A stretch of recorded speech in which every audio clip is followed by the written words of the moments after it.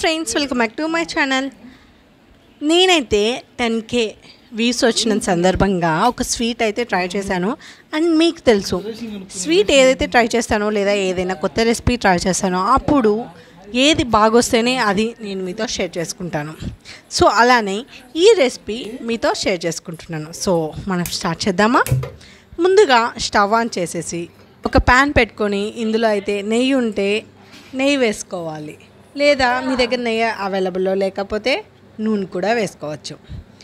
So నెయ్యి లేదా నూనె వేసుంటే నూనె బాగా వేడెక్కిన తర్వాత మనకు ఉప్మా రవ్వ ఉంటుంది కదా, సూజీ రవ్వ, ఆ రవ్వను వేసి బాగా ఫ్రై చేయాలి. ఇలా తరచూ మనము గెరిటతో తిప్పుతూనే ఉండాలి, ఎందుకంటే అడుగు మాడిపోయి నల్లగా తయారవుతుంది మన రవ్వ. సో అందువల్ల మనం ఇలా తిప్పుతూ ఉండాలి. ఇలా బాగా ఫ్రై అయిన తర్వాత ఎర్రగా వస్తుంది. ఆ మూమెంట్లో కొద్దిగా పాలు అనేది యాడ్ చేయాలి. ఒక గ్లాస్ రవ్వకు డబుల్గా మనం మిల్క్ని యాడ్ చేయాలి. సో ఒక గ్లాస్ సూజీ రవ్వ వేస్తే 2 గ్లాసెస్ పాలు అయితే వేసుకోవాలి. పాలు కొద్దిగా బాయిల్ చేసుకొని గోరువెచ్చగా ఉన్న మూమెంట్లో అయితే మనం ఇలా యాడ్ చేసుకోవాలి.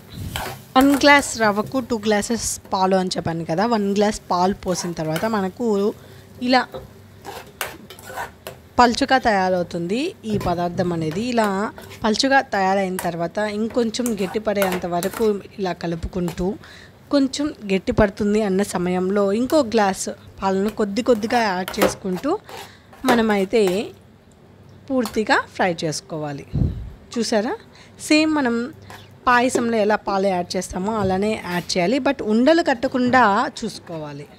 ఇదంతా మనకు లో ఫ్లేమ్లోనే జరగాలి, ఎందుకంటే హై ఫ్లేమ్ పెడితే మనకు తొందరగా పాలనేవి ఇంకిపోయి రవ్వ అనేది అస్సలు ఉడకదు.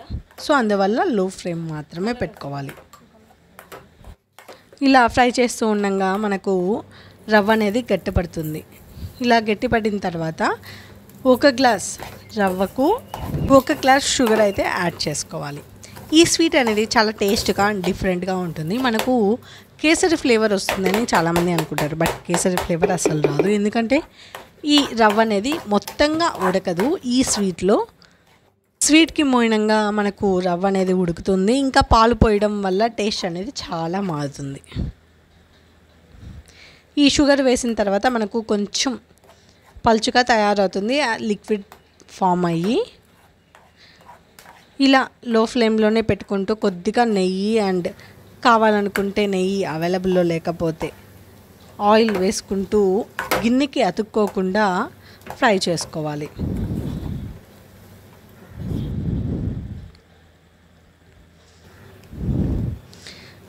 నెయ్యి వేసుకుంటే మనకు టేస్ట్ అనేది చాలా బాగుంటుంది.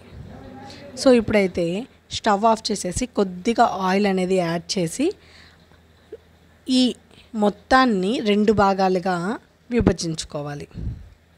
ఇలా సపరేట్ చేసుకున్న తర్వాత ఒక పాట్లో అయితే మీకు కావాల్సిన కలర్ని అయితే యాడ్ చేసుకోండి. ఇలా కలర్ని యాడ్ చేయడం వల్ల మనకు స్వీట్ అనేది కొంచెం కలర్ఫుల్గా కనిపిస్తుంది.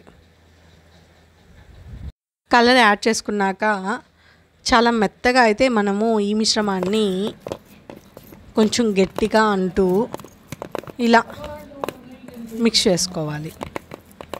2 మిశ్రమము ఇలా మెత్తగా అయ్యేంత వరకు ఇలా గట్టిగా ప్రెస్ చేస్తూ మిక్స్ చేసుకోవాలి.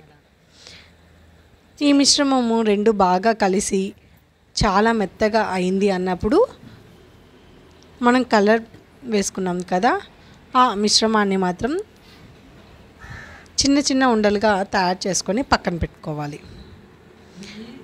కలర్ వేసుకోకుండా ఉన్న మిశ్రమంలో అయితే వేసుకొని అరచేతిలో నేను చూపిస్తున్నట్టు చేసుకొని మధ్యలో పెట్టుకొని ఇలా ఫిల్ చేసుకోవాలి. ఇది జస్ట్ కలర్ఫుల్ కోసమే. 2 స్వీట్స్ అనేది టేస్ట్ అనేది ఒకేలా ఉంటుంది, అది మనకు తెలిసిందే. సో ఇలా కలర్ఫుల్గా కోసం ఇలా చేస్తున్నాం అంతే. సో ఫైనల్గా ఇలా రౌండ్ చేసేసుకొని పక్కన పెట్టేసుకుంటే మన స్వీట్ అనేది రెడీ అయిపోతుంది. ఈ స్వీట్ టేస్ట్ అయితే ఫ్రెండ్స్ చాలా బాగుంది, నాకైతే చాలా బాగా నచ్చింది. అండ్ రవ్వ అనేది ఎక్కువగా ఉడకదు, కానీ మనకు టేస్ట్ అనేది చాలా బాగా వస్తుంది, ఎందుకంటే ఫ్రై చేసి పాలు అనేది యాడ్ చేసాం కాబట్టి.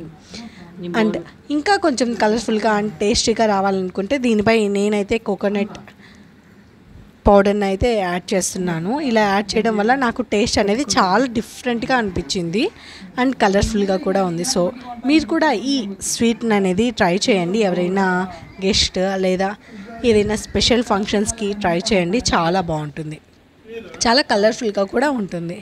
సో ఈ కోకోనట్ పౌడర్ యాడ్ చేసిన తర్వాత మన స్వీట్ అనేది ఇంకొంచెం కలర్ఫుల్గా తయారైంది, చూడండి. అంతే ఫ్రెండ్స్ ఈ వీడియో. అండ్ ఈ వీడియో కనుక మీకు నచ్చినట్లయితే please do like and share for more video. Subscribe my channel friends. మీరు కూడా ట్రై చేయండి, చాలా బాగుంటుంది. Thanks for watching.